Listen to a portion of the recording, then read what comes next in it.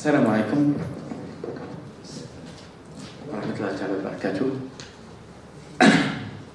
Aujourd'hui, on va assister à une soutenance, logiquement, de thèse LMD à l'université 1945 Guelma. On a la doctorante qui va nous exposer son travail de recherche de doctorat, plus après on va passer aux différents membres du jury qui vont évaluer, qui ont évalué ce travail, qui vont nous donner leurs avis, leurs opinions, leurs observations aussi. Mais je vais passer par présenter tout d'abord mes collègues. À ma droite, on a comme membre experte Salah Hana. Co-encadreur, ok. Co-encadreur, donc je vais revenir rapidement. Donc ce travail de recherche a pour intitulé Évaluation de la qualité des espaces verts urbains, cas de la ville d'Annaba, encadré par professeur Jamal Aqama et co-encadré par toujours docteur et maître de conf à Salah Hana. Les membres experts à ma gauche, on a professeur Aded Mohamed Sharif de l'université Bouari, et à ma droite docteur Salah Hana, MCA, maître de conf A aussi, à l'université de Guelma, et moi-même président, le professeur Lazari, président de cette séance. On va vous allouer à peu près 35 à 40 minutes pour votre exposé, et après on va passer la parole à tous les membres du jury. Ce travail de recherche qui a pour, toujours je reviens sur l'intitulé, Évaluation de la qualité des espaces verts urbains, cas de la ville de Annaba, et ce travail de recherche, je dirais, est présenté par Bashtar Zerim Mouni. Allez-y, vous avez la parole. Merci. Bismillahirrahmanirrahim. Assalamu alaikum wa rahmatullahi ta'ala wa barakatuh. Monsieur le président du jury, mesdames et messieurs les membres du jury, je tiens tout d'abord à vous remercier pour votre présence ainsi que pour l'intérêt que vous portez à l'évaluation de ce travail. Je voudrais exprimer ma profonde gratitude à mon directeur de thèse, le professeur Alkma Jamel, pour sa précieuse orientation et la richesse de ses conseils tout au long de ce parcours. Mes remerciements s'adressent également à Dr Hana Salah, ma co-directrice, pour son accompagnement, sa bienveillance et la qualité de ses remarques tout au long de ce parcours. Je remercie également les membres de ma famille qui sont présents aujourd'hui pour leur soutien moral et leur encouragement tout au long de ce parcours.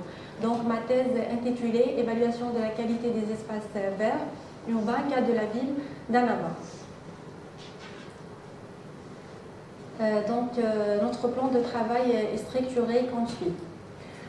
Premièrement, introduction et problématique, ensuite hypothèse et objectif, ensuite structure de la thèse, ensuite contexte d'étude, une démarche méthodologique, résultats et conclusions, et enfin conclusions et perspectives. On passe à l'introduction. Donc, les espaces publics urbains sont essentiels à la vie sociale, culturelle et politique des villes. Historiquement, ces espaces ont joué un rôle crucial dans les civilisations antiques et ils continuent de structurer les sociétés contemporaines aujourd'hui. Dans la vie moderne, les espaces publics, en particulier les espaces verts, jouent un rôle crucial dans la réduction du stress urbain, l'amélioration du bien-être mental et la lutte contre les problèmes écologiques comme les lots de chaleur urbains, pollution de l'air, etc. Dans ce contexte, les espaces verts urbains sont perçus comme une nécessité sociale et écologique. Ils doivent répondre aux besoins de qualité de vie, de durabilité, de cohésion sociale. La qualité de ces espaces n'est plus seulement une question de quantité, mais doit aussi intégrer les critères tels que l'accessibilité, la diversité des usages et la sécurité perçue. La problématique, les villes algériennes riches d'un héritage historique ont toujours intégré des espaces verts urbains comme élément essentiel de la vie urbaine. Cependant, ces lieux connaissent aujourd'hui une dégradation progressive de leur qualité, marquée par un manque d'entretien, de l'insécurité et la pollution. entraînant une fréquentation réduite et une perception parfois négative. Donc la ville d'Annaba illustre particulièrement cette problématique. Malgré un patrimoine vert historique riche, les jardins publics tels que le jardin Idour nord et sud présentent des usages et des fréquentations très contrastées malgré leur proximité physique et leur continuité historique. Cette différence semble résulter d'une combinaison de facteurs physiques, sociaux et spatiaux qu'il convient d'identifier et d'analyser.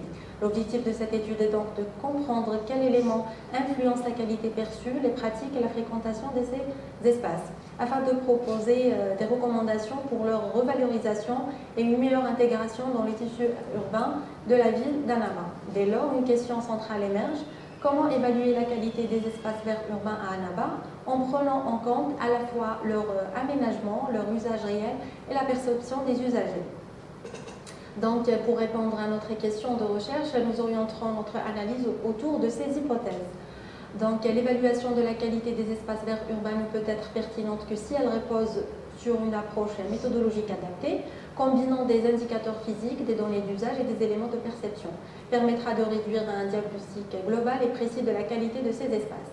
De plus, l'étude des comportements des usages de ces espaces permettra de mettre en lumière des divergences et les convergences entre la qualité perçue par les usagers et celle constatée sur le terrain. Donc, le croisement d'indicateurs objectifs et subjectifs offrira des aperçus précieux pour orienter les stratégies d'aménagement et la revalorisation de ces espaces verts afin de favoriser un meilleur fonctionnement et une meilleure intégration dans les tissus urbains de la ville. Les objectifs de notre recherche sont les suivants. Donc, premièrement, évaluer la qualité des espaces verts du centre-ville d'Annaba en adoptant une méthodologie d'analyse et d'évaluation adéquate. Ensuite, comparer les usages, la fréquentation et les perceptions des usagers entre les deux jardins sélectionnés pour l'étude aidera à mieux saisir les phénomènes d'usage d'estin. Et troisièmement, formuler des recommandations d'aménagement et de gestion future des espaces verts urbains ainsi que proposer des pistes de revalorisation basées sur les résultats obtenus pour améliorer leur qualité. On passe maintenant à la structure de la thèse. Donc, cette thèse débute avec une introduction générale, puis est structurée en 6 chapitres. Elle se conclut par une conclusion générale. Donc, pour le premier chapitre, au premier chapitre, on établit le cadre théorique relatif aux espaces verts urbains en explorant 2 axes majeurs. Dans un premier temps, il examine les espaces verts urbains en tant que composante essentielle des espaces publics. La seconde partie du chapitre se concentre sur les usages et le comportement des usagers au sein des espaces verts urbains. Le deuxième chapitre se consacre à l'exploration du concept de qualité appliqué aux espaces publics. Ensuite, ce chapitre examine les méthodes concrètes d'évaluation. Le troisième chapitre offre une présentation détaillée de la ville d'Annaba en abordant sa géographie, son climat, son histoire, etc. Il se conclut par une analyse des 2 sites d'investigation sélectionnés. Le quatrième chapitre, dans ce chapitre, nous détaillerons le processus méthodologique adopté tout en identifiant les techniques d'investigation et les instruments requis pour cette recherche. Et pour le 5e chapitre, il se divise en 2 parties. La première partie analyse des usages et les comportements des usagers dans les 2 jardins sélectionnés à travers une observation ethnographique. Ensuite, ce chapitre se penche sur l'analyse de l'espace à travers une grille d'évaluation multicritères. Pour le dernier chapitre, donc ce chapitre tend à présenter l'ensemble des résultats et issus de l'enquête auprès des usagers qui seront ensuite comparés et croisés. Maintenant, on passe à la présentation du contexte d'étude. Donc, les 2 espaces publics qui font l'objet de cette étude sont les 2 jardins, Idour Nord et Sud. Anciennement appelés pépinières, donc construits en 1841, contenant divers types d'arbres et d'arbustes. Et en 1944, la pépinière a été divisée en 3 parties. Donc, le parc Jean Gaugia, en haut, actuellement appelé le jardin Idour Nord, et le parc des sports, actuellement appelé jardin Idour Sud, séparé par le stade Aqid Chalbo. Maintenant, on passe à la méthodologie. Donc, la démarche méthodologique que nous proposons repose sur une approche systémique, articulée autour de 3 dimensions fondamentales: l'espace conçu, l'espace vécu et l'espace perçu. Cette triangulation permet d'obtenir une vision à la fois objective et subjective de la qualité des espaces verts, en croisant les usages réels, les intentions d'aménagement et les ressentis des usagers. Concrètement, donc l'observation ethnographique nous a permis d'analyser les pratiques et les comportements des usagers en lien avec les dynamiques sociales de l'environnement. La grille d'évaluation a fourni une lecture objective des caractéristiques physiques comme l'accessibilité, la biodiversité, l'entretien. Et enfin, l'enquête sociologique, complétée par des entretiens auprès d'institutions, a recueilli des perceptions, opinions et niveaux de satisfaction, offrant aussi une approche participative qui enrichit le diagnostic. Donc, ainsi, l'espace vécu reflète les usages et les comportements, l'espace conçu correspond aux composantes matérielles et structurelles, et l'espace perçu renvoie aux représentations et ressentis des usagers. Donc, en croisant ces trois dimensions, nous obtenons une évaluation complète et nuancée. Maintenant, on passe le détail de chaque étape. La première étape qui est l'observation ethnographique. Donc, cette approche nécessite un outil visuel et quantitatif. C'est pourquoi nous avons choisi d'utiliser la carte comportementale comme instrument complémentaire pour illustrer graphiquement les mouvements, les interactions et l'occupation de l'espace. Donc, la conception du protocole est basée sur 5 éléments proposés par Etelson en 1970. Donc, la première étape, c'est la création de la carte de base. Donc, la carte doit contenir tous les éléments qui peuvent influencer ou déterminer le comportement des usagers. De ce fait, une carte a été créée avec les différents paramètres et attributs physiques pour chaque jardin. Donc, qui sont un ensemble d'éléments naturels et de mobilier urbain. Voilà, comme montré sur les deux photos. La deuxième étape, c'est la définition des catégories de comportement et des codes d'observation. Donc, cette étape consiste à définir les catégories de comportement et codes correspondants. Ce processus facilitera l'enregistrement in situ, permettant de réaliser plus d'observations en peu de temps.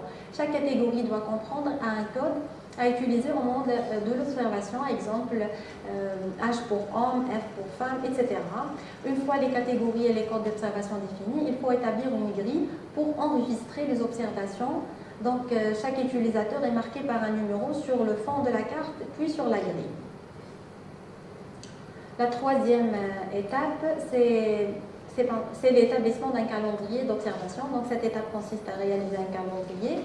Dans la présente étude, chaque espace a été observé 4 fois par semaine, donc soit 2 jours de semaine et 2 jours de week-end, à 3 moments différents de la journée, le matin, l'après-midi et la fin de l'après-midi. La quatrième étape, c'est la définition de la procédure d'observation. Donc, on a déterminé les points d'observation.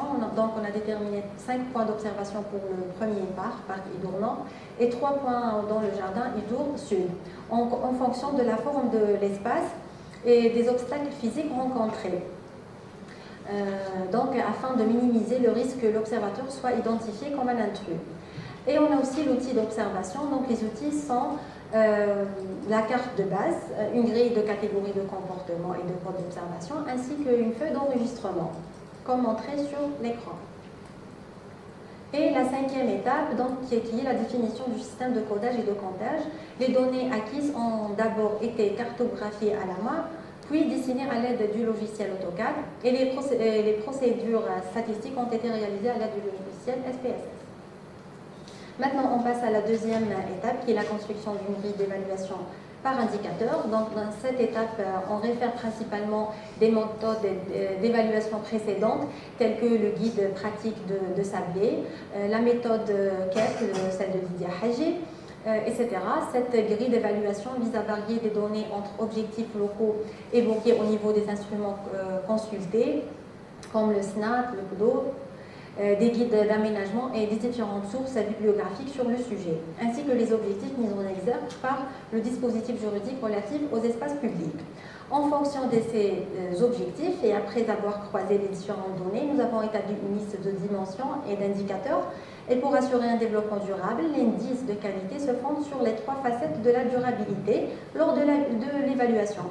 Donc, c'est pour cela qu'on a structuré ces objectifs selon les enjeux sociaux, environnementaux et économiques, comme le montre l'extrait du tableau de bord d'évaluation multicritères suivant, qui se repose sur 7 dimensions clés, regroupant un total de 4 indicateurs. Donc, les dimensions ou bien les critères sont gestion et optimisation des usages, ambiance urbaine, sécurité, attractivité, cohérence spatiale, aménagement et enfin accessibilité et mobilité. Et pour la notation des indicateurs, on a adopté la méthode de Weight Score Value qui permet d'attribuer une note finale en combinant pondération des critères, score individuel et valeur pondérée, en appliquant la formule affichée sur l'écran. Donc la pondération s'est effectuée selon les avis des professionnels de l'urbain à travers des entretiens ciblés et on affecte un poids à chaque critère en fonction de son importance dans l'évaluation, comme montré dans le tableau sur l'écran. Donc, pour la troisième étape, nous avons utilisé l'enquête sociologique qui constitue un outil essentiel pour comprendre la perception et les attentes des usagers vis-à-vis des espaces donnés. Donc, les outils employés sont le questionnaire et l'entretien, permettant de recueillir à la fois des données qualitatives et quantitatives. Cette démarche favorise une approche participative en intégrant directement les usagers dans le processus d'évaluation et d'amélioration. Elle permet également d'identifier leurs besoins, leurs perceptions ainsi que leur niveau de satisfaction avec un accent particulier sur la dimension de l'espace perçu, c'est-à-dire la manière dont ils vivent et interprètent les espaces verts. Donc, le questionnaire adopté est de type auto-administré. Donc, chaque enquêté reçoit un formulaire de questions à compléter. Il se compose de 3 rubriques principales. La première porte sur les informations générales de l'usager. La deuxième concerne les usages du lieu, notamment la fréquence de fréquentation. Et la troisième rubrique recueille les avis et le niveau de satisfaction par rapport aux critères de qualité des espaces verts. Donc, ce dernier aspect est évalué à l'aide d'une échelle de Likert à 5 niveaux. Dans le cadre de cette étude, une technique d'échantillonnage probabiliste a été retenue, plus précisément l'échantillonnage aléatoire simple, afin de garantir l'objectivité dans le choix des participants. Donc, la taille de l'échantillon a été déterminée à l'aide de la formule de Stephen Thompson, adapté aux populations cliniques. Donc, le tableau présente le calcul effectué pour les 2 sites étudiés.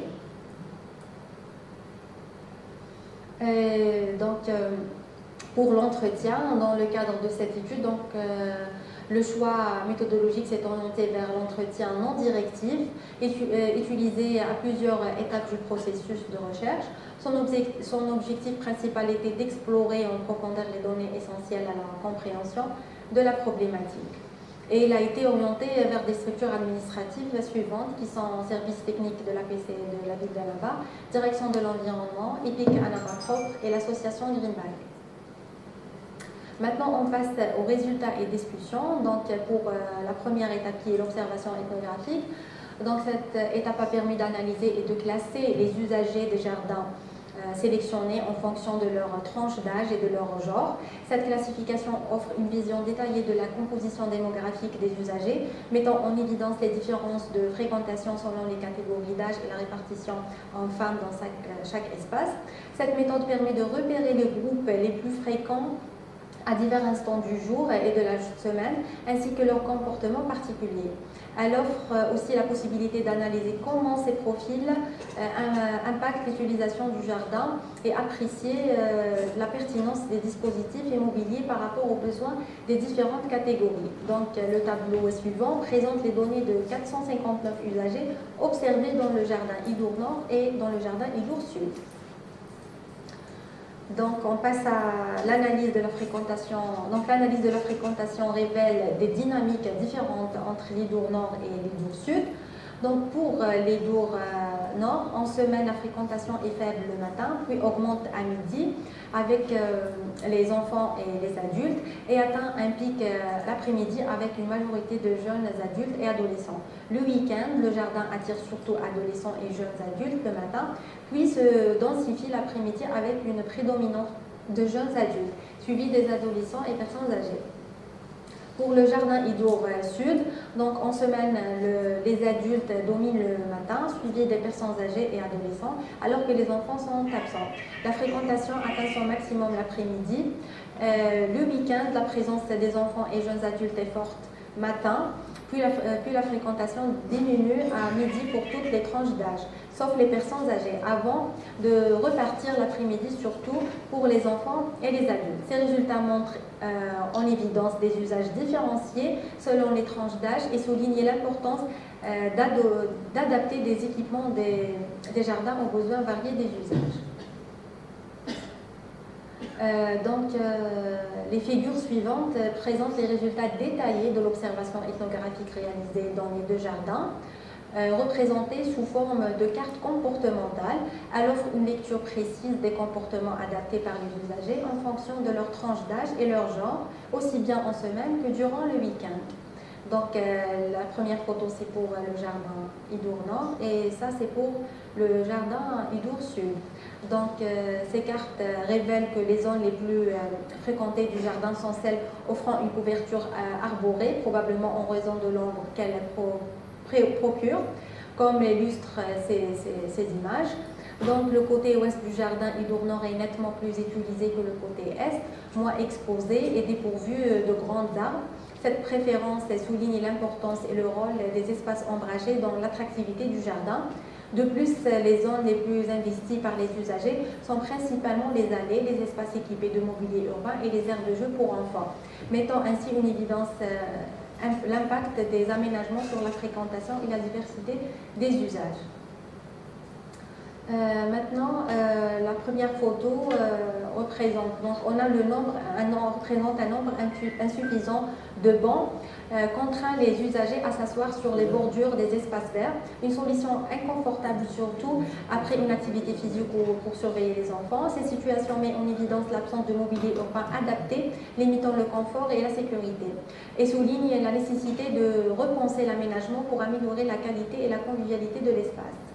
Donc ici, le jardin Idour Nord souffre d'un manque d'infrastructures de jeu et de loisirs, poussant les enfants à utiliser les espaces verts comme terrain de jeu improvisé. Cette utilisation détournée dégrade la qualité de l'espace, engendre des problèmes sanitaires liés à la poussière en été et aux ornières en hiver, et met en évidence la nécessité urgente d'un aménagement adapté pour répondre aux besoins des usagers et préserver le jardin.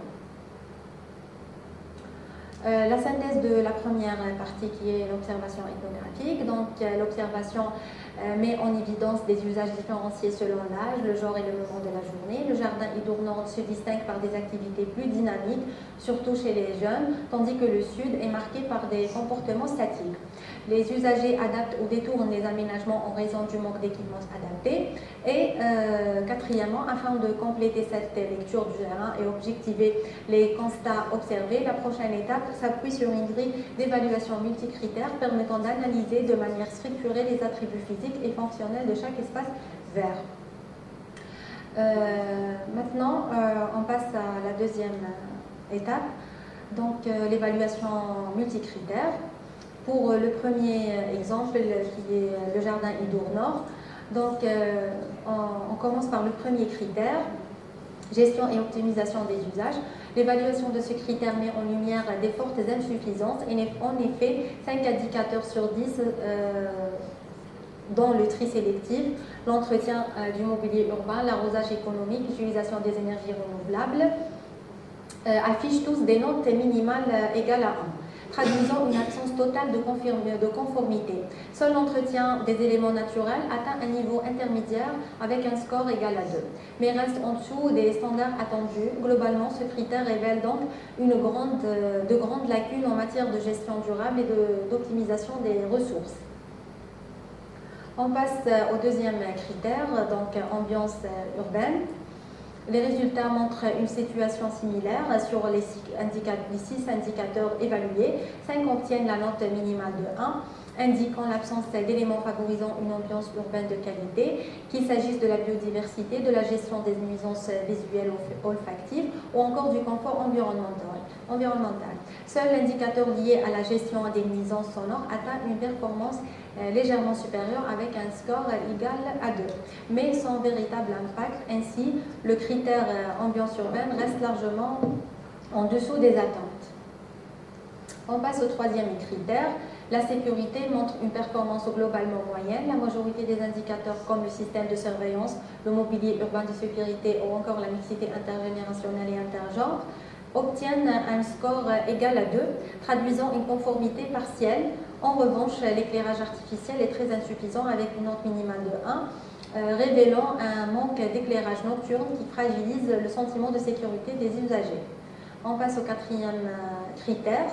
Donc l'attractivité reste faible, avec une valeur moyenne de 2,06. Les indicateurs relatifs à la polyvalence de l'espace, à l'organisation d'animation ou encore à la présence d'éthique et de signalétique obtiennent tous de faibles résultats. Cela souligne un déficit clair en termes de dynamisme et d'attrait du jardin. On passe au cinquième critère, donc cohérence spatiale. Donc ce critère traduit une qualité très limitée. La lisibilité de l'espace atteint seulement un niveau moyen avec un score égal à 2, tandis que les autres indicateurs, diversité végétale, harmonie d'ensemble et intégration du mobilier urbain, affichent une note minimale de 1. Cela révèle un aménagement peu lisible et peu harmonieux, nécessitant des améliorations structurelles importantes. On passe au critère 6, aménagement. Donc ce critère révèle une performance globalement moyenne avec une valeur de 2,88. Seul indicateur lié à la disposition du mobilier d'hygiène atteint un score intermédiaire de 2 grâce à la présence de sanitaires publics. En revanche, les autres indicateurs, nombre de bancs, traitement des bordures et caniveaux, revêtement du sol et dispositifs de protection climatique, restent très faibles avec un score de 1, ce qui montre des insuffisances importantes en termes de confort et d'équipement. Et on passe au dernier critère, accessibilité et mobilité. Ici, la performance est nettement meilleure avec une valeur globale de 4,81, traduisant une accessibilité globalement satisfaisante. Les indicateurs les plus performants concernant l'offre de stationnement et la disponibilité des transports en commun, tous de noter 3, notamment grâce à un abribus situé seulement à 150 mètres de l'entrée du jardin. L'accessibilité générale atteint un niveau moyen avec un score de 2, tandis que l'accès des urgences, l'adaptabilité aux personnes à mobilité réduite et la visibilité des parcours affichent un score faible de 1, révélant un manque important pour une accessibilité inclusive et sécuritaire. Et maintenant, on passe à l'évaluation du deuxième cas d'étude qui est le jardin Idour-Sud. Donc, pour le premier critère, gestion et optimisation des usages, donc ce critère met en avant une bonne performance avec une majorité d'indicateurs notés 3, notamment pour le tri sélectif, l'entretien des éléments naturels et artificiels, l'arrosage économique. Ces critères obtiennent un score intermédiaire de 2, montrant une marge d'amélioration. En revanche, l'usage des énergies renouvelables et matériaux recyclables reste très faible avec un score minimal de 1, soulignant une performance défavorable. Pour le deuxième critère, ambiance urbaine, donc le score global atteint 5,39, traduisant une ambiance globalement satisfaisante. Certains aspects se distinguent positivement, donc la gestion des nuisances olfactives et la diversité végétale à l'entrée du jardin, qui obtiennent des notes élevées de 3. En revanche, la nuisance sonore liée à la proximité des axes routiers reste un point faible avec une note de 1. Dans l'ensemble, les indicateurs montrent des performances intermédiaires à élevées, mais avec ce point noir qui limite la qualité sonore du site. On passe au troisième critère, la sécurité. Donc, le jardin Idour-Sud atteint une moyenne de 6,22, traduisant une sécurité globalement satisfaisante. Les scores les plus élevés concernant l'éclairage artificiel et la mixité intergénérationnelle, avec chacun une valeur pondérée de 0,63. En revanche, la surveillance et le mobilier de sécurité affichent des scores moyens 2, soit 0,42 en valeur pondérée. Pour le quatrième critère, l'attractivité obtient une moyenne de 3,09, soit un niveau modéré. Tous les indicateurs, aires de jeu pour enfants, ateliers de jardinage hebdomadaire et signalétique, enregistrent un score de 2, traduisant une attractivité présente mais limitée. On passe au cinquième critère, cohérence spatiale. Donc ce critère atteint une moyenne de 3,97, marquant une performance satisfaisante. Donc la diversité végétale et l'intégration du mobilier obtiennent des meilleurs scores, 3, alors que l'harmonie entre les différentes fonctions de l'espace n'atteint que 2, signalant un potentiel d'amélioration. On passe au sixième critère, donc l'aménagement.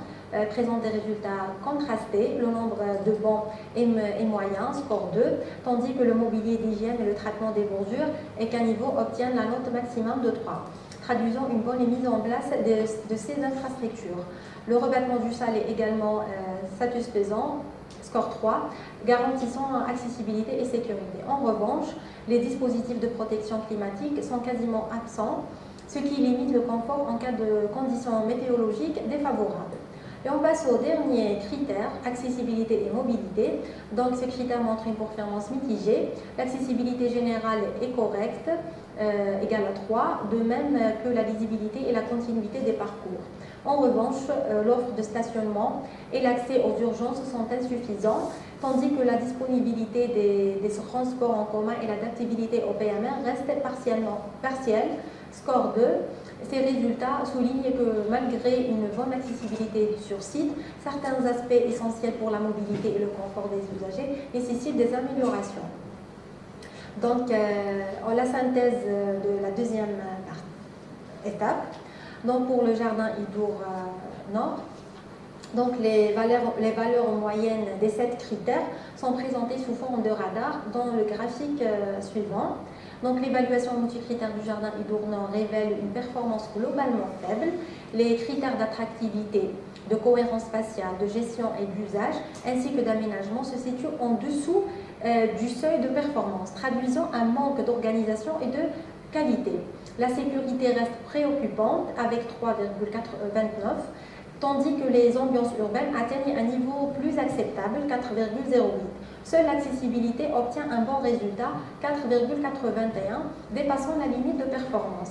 Ces résultats soulignent la nécessité d'améliorer la gestion, la sécurité et l'aménagement pour accroître l'attractivité et la fonctionnalité du jardin. Tandis que le jardin Idour Sud présente une performance globalement satisfaisante, supérieure à celle du Nord. La sécurité constitue son point fort, suivi de l'accessibilité et mobilité, des ambiances urbaines, ensuite de la gestion et d'usage, et ensuite de l'aménagement. Tous au-dessus du seuil de performance. En revanche, la cohérence spatiale et l'attractivité restent insuffisantes, limitant l'harmonie et l'attrait du jardin. Malgré ses faiblesses, le site se distingue par une meilleure intégration urbaine et un cadre plus fonctionnel que le jardin Idour Nord. Donc, on passe à la troisième étape. Donc, la troisième étape fondée sur le questionnaire. Donc, et cette étape nous a permis de caractériser les profils des usagers. Donc, nous avons ainsi identifié leurs dimensions démographiques, socio-professionnelles et géographiques, tout en analysant leurs pratiques, mode et fréquence de fréquentation, période journalière privilégiée, ainsi que les moyens de transport mobilisés. Ces résultats offrent une lecture synthétique et structurée des usages observés dans le jardin étudié.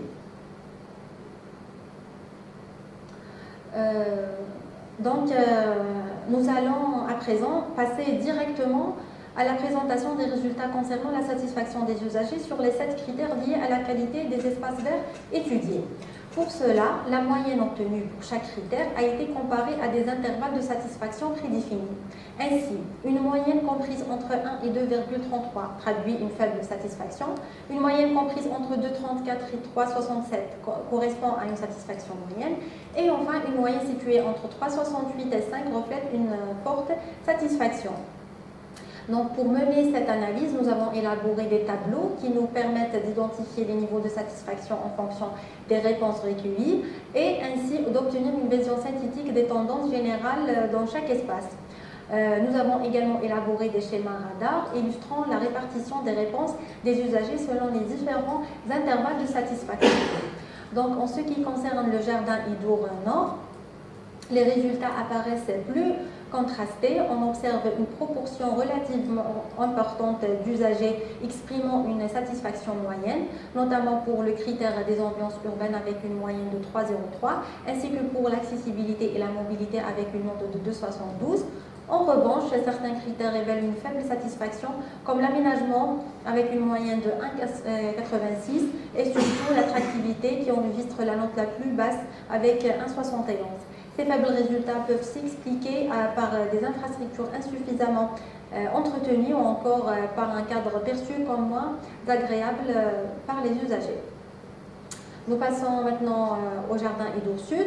Donc, il se distingue par une perception plus positive de la part des usagers. En effet, le critère de sécurité obtient une moyenne de 4,12, ce qui le situe dans l'intervalle de la forte satisfaction. La gestion et l'usage recueillent quant à eux une moyenne de 3,79, correspondant à une satisfaction moyenne, tandis que la cohérence spatiale atteint une note de 3,07. Ces résultats traduisent une organisation de l'espace jugée plus appropriée, ainsi qu'une meilleure prise en compte des attentes des usagers. On passe maintenant au croisement des résultats. Donc, discuter ces résultats revient à confronter ces perspectives pour dégager une compréhension plus fine des espaces. Afin d'identifier les divergences et les convergences entre la qualité conçue par les professionnels et la qualité conçue par les usagers, les résultats de cette recherche se résument comme suit. Donc, pour le jardin Idour Nord, gestion et optimisation des usages. L'évaluation multicritère indique qu'il est très éloigné des standards de performance en matière de gestion durable. Plusieurs indicateurs expliquent cette faiblesse, notamment l'absence d'énergie renouvelable pour l'éclairage public, l'inefficacité du système d'arrosage qui nécessiterait une modernisation vers un système goutte à goutte, et le non-recours à des matériaux durables et recyclables, ainsi que l'absence d'un système de tri des déchets. Par ailleurs, la perception des usagers confirme cette évaluation négative. Donc, ces derniers exprimant une faible satisfaction en raison du manque d'entretien et de maintenance des éléments artificiels et naturels. Cette problématique a également été soulevée lors des entretiens semi-directifs, révélant que le jardin ne dispose pas de jardinier attitré, ce qui accentue les lacunes observées. Ces observations indiquent donc une convergence claire. Les résultats de l'évaluation par grille d'indicateurs et les perceptions des usagers aboutissent aux mêmes conclusions. Pour le critère ambiance urbaine, donc l'évaluation par grille d'indicateurs du jardin Idour Nord révèle une performance insuffisante en matière d'ambiance urbaine due à l'absence d'éléments favorisant la biodiversité, au manque de gestion des nuisances sonores, visuelles et olfactives, ainsi qu'à l'absence d'une gestion efficace des risques sanitaires. Cependant, les usagers expriment une satisfaction moyenne, ce qui explique par un flux mécanique modéré aux abords du jardin et la présence d'une barrière végétale offrant des zones ombragées, comme le montre l'observation ethnographique. Dans ce cas, les résultats de la grille d'indicateurs et les perceptions des usagers et les observations ethnographiques ne sont ni totalement similaires ni totalement opposés, mais présentent des convergences partielles. On passe au deuxième jardin. Donc, on commence par le critère de sécurité. Donc, pour le jardin Idour Sud, l'évaluation par grille d'indicateurs et la perception des usagers témoignent d'une bonne performance en matière de sécurité. L'observation ethnographique confirme cette impression positive en mettant en évidence une mixité des usagers, tant en termes de genre que de génération, qui contribuent à créer une atmosphère rassurante. Ainsi, les résultats des indicateurs et des perceptions des usagers convergent vers une évaluation favorable de la sécurité de ce jardin.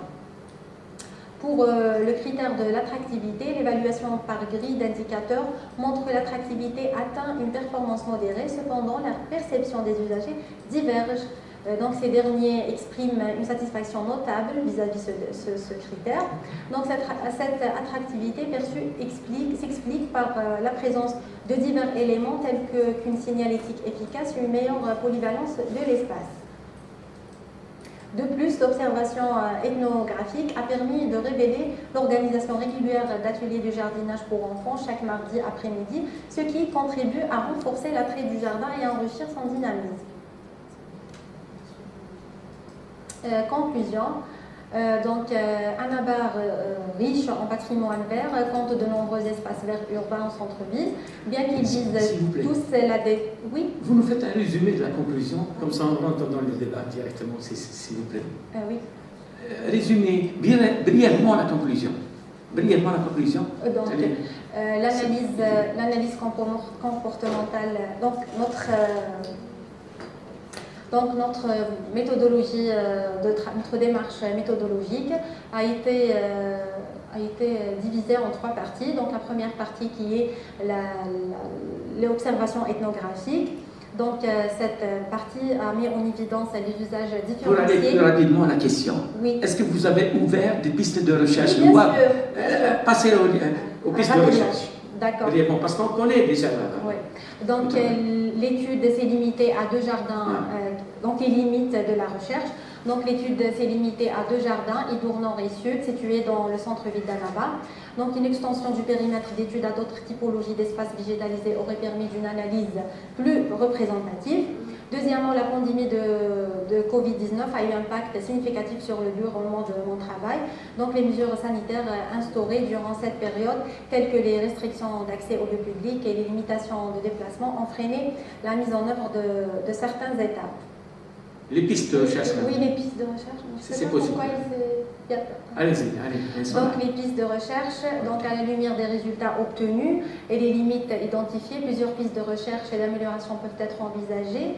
Donc ils sont étendre l'analyse à d'autres types d'espaces verts, promouvoir l'intégration du processus participatif en impliquant les usagers dans les procédures d'évaluation et de conception des espaces verts urbains. Et troisièmement, le recours à des technologies d'intelligence artificielle comme l'analyse d'images provenant de caméras urbaines, la détection de comportements grâce à des capteurs pourrait fournir une compréhension précise et en temps réel de l'utilisation des espaces verts.